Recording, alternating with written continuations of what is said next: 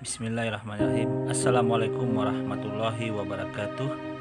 Sahabat yang beriman, dimanapun saat ini Anda berada, kembali di sini Madi akan menampilkan ya dari hasil diskusi di kawan-kawan, di saudara-saudara Madya sesama apologet yang membahas tentang perkembangan kasus MKC ya, yang dikeprok, yang dipukulin, dianiaya di dalam tahanan. Mari kita simak saja ya diskusi mereka ini. Nanti kita bisa menilai bahwa kebenaran orang yang menganiaya ini sudah bisa terungkap karena kasusnya ini sudah menjadi ranah hukum ya di kepolisian.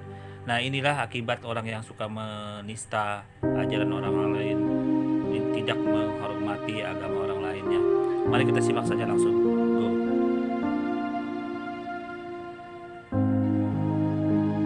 Para sahabatku yang dikasih oleh Tuhan kita Allah. Nah, pada hari ini saya bahagia sekali ya para sahabat. Ada berita yang tentunya breaking news yang ngeri-ngeri sedap ini ya, yang tidak kita duga-duga. Ya, hukum rimba itu tentunya terlaksana. Ya gitu ya, kalau kita melanggar sanksi sosial itu pasti ada konsekuensi yang sangat berimplikasi buruk kepada si pelaku, yakni hukum rimba itu sendiri ya. Walaupun keadilan sudah ditegakkan, tapi biasanya hukum itu mengambil jalannya sendiri. Nah, dimana para sahabat, tadi sekitar jam 11 siang saya mendapatkan berita, mungkin ini bisa dikatakan validnya, tapi masih tanda tanya ya, dimana MKC kan dihajar sampai babak belur waktu di hotel gratis itu, Hotel Perido, dan yang menghajar juga mantan Irjen ya, yakni Irjen Napoleon, siapa tadi ya, nanti akan saya share, Napoleon Bonaparte. Nah, mungkin saya ingin memaparkan siapa sih Napoleon Bonaparte. Napoleon Bonaparte ini mantan Irjen yang ternyata juga pernah mendapatkan masalah hukum besar ya, di mana dia membagikan red notice Joko Chandra. Nah, orang itu yang terduga terindikasi menghantam si MKC waktu di tahanan ya para sahabat. Nah, mungkin saya share dulu beritanya ya.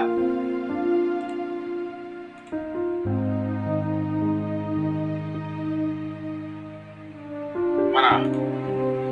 Nah, ini para sahabat, Muhammad KC dianiaya sesama tahanan. Berarti yang menganiaya itu tahanan ya, di rutan Bareskrim. Dan ini adalah hal biasa kalau di penjara itu, hantam-menghantam itu sudah biasa. Oh, ini dipublish Jumat 17 September di newsdetik.com ya. Jakarta, tersangka kasus penistaan agama Muhammad KC alias Muhammad Kosman membuat laporan ke Bareskrim Polri bahwa dirinya dianiaya di dalam rutan. Muhammad KC mengaku mendapat penganiayaan dari sesama tahanan. Berarti sesama tahanan ya yang menganiaya di Bareskrim Polri. Polri segera melakukan gelar perkara untuk menentukan tersangka penganiayaan. Kasusnya adalah pelapor melaporkan bahwa dirinya telah mendapat penganiayaan dari orang yang saat ini jadi tahanan di Bareskrim Polri, ujar Karo Penmas Divisi Humas Polri Brigjen Rusdi Hartono dalam jumpa pers di kantornya. Laporan polisi, bla bla bla dan lain sebagainya. Terus Rusdi mengatakan Bareskrim telah menindaklanjuti laporan KC itu. Sejauh ini polisi telah memeriksa 3 saksi. Sudah ditindaklanjuti laporan polisi ini, telah memeriksa 3 saksi, kemudian juga mengumpulkan alat-alat bukti yang relevan, tuturnya. Dan saat ini sudah pada tahap penyidikan ya, berarti tahap penyidikan ya para sahabat, dan tentunya penyidik sedang mengumpulkan alat-alat bukti lainnya yang relevan. Tentunya untuk menuntaskan kasus ini, nanti alat bukti itu akan dilakukan gelar perkara dan akan menentukan tersangka dalam kasus ini, sambung Rusdi. Rusdi memastikan dugaan penganiaya terhadap Muhammad KC itu bakal dituntaskan. Proses hukum masih berjalan. Jadi nanti ada proses hukum yang berlaku ya para sahabat. Yang pasti adalah kasus ini telah ditangani oleh kepolisian dan tentunya akan dituntaskan sesuai dengan aturan perundang-undang yang berlaku, ujarnya. Polisi gelar perkara, tentukan tersangka. Penyelidikan polisi untuk mengusut penganiaya dari KC sudah dimulai. Gelar perkara akan segera dilakukan untuk menentukan tersangka. Jadi ada gelar perkara yang akan dilakukan. Kita belum menentukan tersangkanya. Sekali lagi, penyidik akan menggelar perkara dan menentukan tersangkanya. Sekarang tersangkanya belum ditentukan, ujar Rusdi. Nah, di sisi lain kita mendapatkan info para sahabat di mana yang menjadi tersangka kasus penganiayaan MKC itu Irjen Napoleon. Nah, nanti siapa itu Napoleon kita kupas bersama. Napoleon tersandung kasus Red Notice. Red Notice ini kasusnya Joko Chandra, si koruptor kelas kakap ya, pemukulan Muhammad KC. Ini beliau orangnya. Nah, nanti akan saya kupas, ntar saya kasih linknya. Ya, itu merupakan berita yang tentunya ngeri-ngeri sedap. Sebentar, ada yang minta link para sahabat, saya bagus.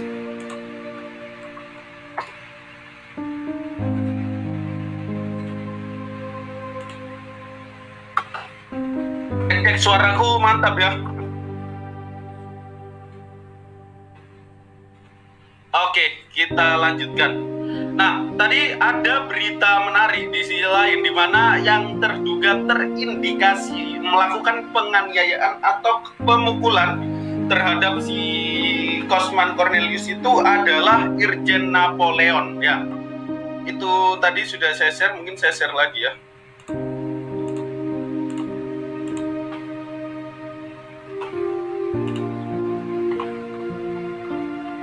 Nah, Pak Irjen Napoleon itu sebelumnya pernah terjerat kasus, yakni kasusnya Joko Chandra. Ini para sahabat kalau yang belum tahu Joko Chandra itu sempat viral pergi ke Indonesia pakai pesawat jetnya, terus bikin KTP palsu, terus bikin paspor. Padahal dia itu adalah seorang DPO yang tentunya di negara kita ya.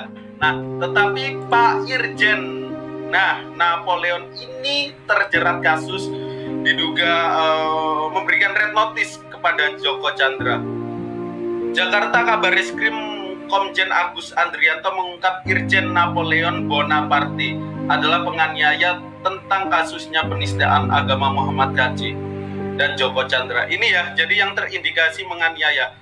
Nah, para sahabat, kalau kita cek siapa ini Napoleon Bonaparte, terus kok bisa namanya itu, ini menarik sekali. Ternyata Napoleon Bonaparte itu adalah nama daripada kaisar. Seorang kaisar yang agamanya itu Kristen Katolik ya. Ini para sahabat bisa cek. Kaisar Napoleon Bonaparte bla bla bla dan lain sebagainya adalah seorang pemimpin militer dan politik Prancis yang menjadi terkenal saat perang revolusioner.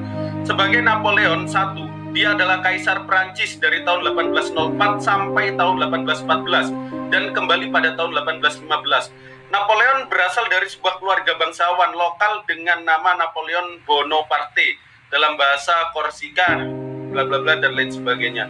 Jadi Napoleon Bonaparte itu adalah seorang kaisar yang agamanya itu adalah ini Katolik Roma. Jadi nama ini adalah nama yang diadopsi dari seorang tokoh publik, seorang kaisar yang agamanya Katolik Roma. Tetapi yang belum valid ini agamanya Pak Irjen ya. Saya sudah cari, agamanya belum diketahui. Tetapi kalau kita indikasi secara ilmu semiotik, itu jadi ada probabilitas bahwa Pak Napoleon itu yang menghina si KC ya, itu agamanya Katolik. Ini kita indikasi dulu, hanya berspekulasi bukan bersifat pernyataan. Nanti kalau pernyataan malah kena delik. Ini keren ini komennya ya. Ada yang berharap si MKC itu jadi martir ya, Pak Muhammad Dion Atman. Seperti muridnya Yesus dulu. Nah, jadi MKC ini terkena hukum rimba ya tentunya, dimana hukum rimba itu ya sangat berlaku sekali, bukan berlaku sih. Itu sangat kita ketahui dan sangat kita sering jumpai yang namanya di dalam lapas, di dalam Bareskrim. Karena apa? Sesama tahanan gelut itu udah hal biasa.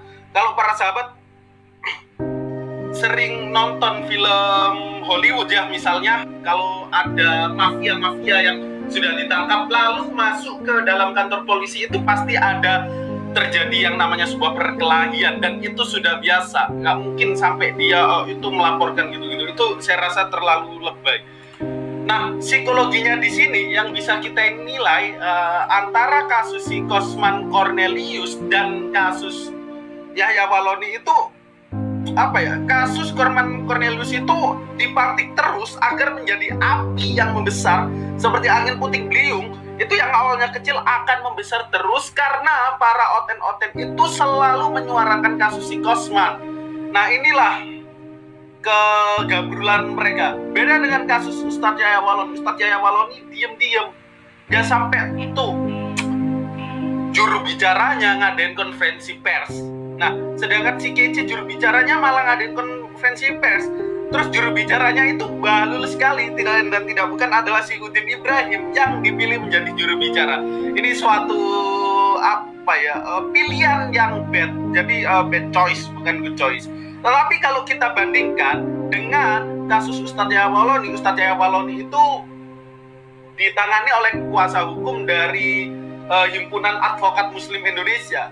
Yang minta itu bukan Ustadz Yahya Walloni sendiri, tetapi Dr. Abdullah Al-Katiri sendiri yang menawarkan jasanya dari kami ya para sahabat untuk menjadi kuasa hukum Ustadz Yahya Walloni. Karena apa? Kalau Ustadz Yahya Walloni dihukum itu ada suatu kejanggalan, karena yang dikatakan Ustadz Yahya Walloni itu berdasarkan hasil research, hasil penyelidikan. Jadi ada presumption of innocence ya para sahabat, di dalamnya ada asas praduga tak bersalah.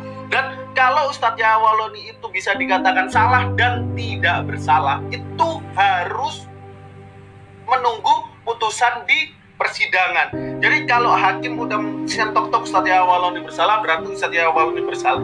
Kalau Ustadz Yahya Walloni itu tidak bersalah, Ustadz Yahya Walloni berhak memberikan laporan balik kepada pelapor yang tentunya minim sekali pengetahuan untuk membersihkan namanya Ustadz Yahya Walloni. Karena Ustadz Yahya Walloni itu nanti kalau dia tidak bersalah, maka dia itu terkena pencemaran nama baik dan Ustadz Yahya Walloni bisa melaporkan balik. Nah, bedanya dengan MKC ini dan kru-krunya serta kurawa-kurawanya ini tidak cerdik seperti ular ya, dan barbar seperti serigala. Bukan kata Yesus, cerdiklah seperti ular dan tuluslah seperti merpati. Malah kasus MKC ini dijadikan alat arogansi si Paul Jang untuk memecah belah bangsa Indonesia.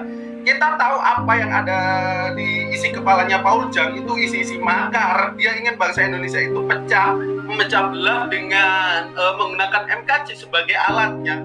Jadi momentumnya pas, si Paul Jang bersuara. Terus Paul Jang itu memainkan jari-jarinya, yang dimana di jari-jarinya itu ada kurawanya seperti Saifuddin Ibrahim, terus siapa katanya Henry mantan jenderal itu dan lain sebagainya. Dan tentunya Paul Jang ini berusaha untuk mempersuasi para oten-oten yang masih awam. Nah, saya tengok ketika Paul Jang membuka sesi live membahas tentang MKC itu, oten yang lihat itu lebih dari 3.000. Itu waktu sesi live doang. Tapi kalau setelah live itu bisa 100.000, 50.000. Nah, para oten itu terpersuasi urean-urean yang dipaparkan oleh Paul Jong yang jelas sekali secara transparan niatnya makar. Ini mumpung ada momen ya. Jadi Paul Jong itu bersifat oportunis dan memanfaatkan sesuatu yang ada dijadikan momentum untuk arogansi dia. Kita juga belum tahu di baliknya Paul Jang ini ada siapa. Itu yang merupakan tanda tanya yang harus kita selidiki. Jadi kita harus berpikir jernih di sini. Dan kemarin saya itu setuju yang dikatakan sang debater. Jadi para begoders dari oten ini harus berpikir jernih. Paul Jang ini jelas memanfaatkan situasi dan memainkan kasus MKC ini sebagai bentuk arogansi dia agar terwujud. yakni memecah belah bangsa, membuat Indonesia terpecah belah. MKC lah momennya. Itu. Baiklah, saudara-saudaraku ya, tadi kita sudah mendengar dari saudara sesama apologet muslim, yaitu Goldian Boy, yang menjelaskan tentang informasi siapa yang menganiaya MKC di dalam tahanan ya. Itu sebenarnya mereka lagi diskusi di room Slimet, saudara-saudaraku ya, tapi mereka ini media dikhususkan untuk durasi 15 menit untuk pembahasan opening ya dari Goldian Boy. Kurang lebihnya Madia mohon maaf. Assalamualaikum warahmatullahi wabarakatuh. Alhamdulillahilladzi